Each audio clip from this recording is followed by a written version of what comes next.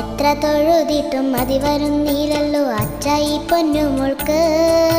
മനമാകെ ആനന്ദം കൊണ്ടെന്റെ കണ്ണിലും കണ്ണുനീർ വന്നുവല്ലോ.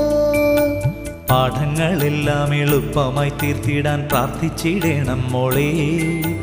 വ്യാധികളൊന്നും വരുത്തല്ലേ എന്നും നീ തൊഴുതു പറഞ്ഞിടണം.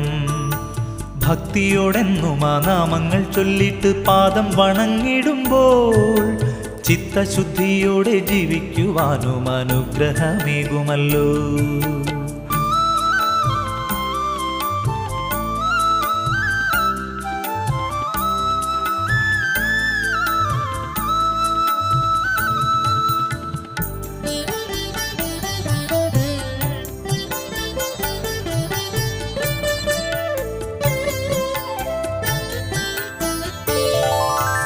ഏട്ടനെ പോലെന്റെ കൂട്ടിനായി വന്നിടാൻ ശ്രീമുരു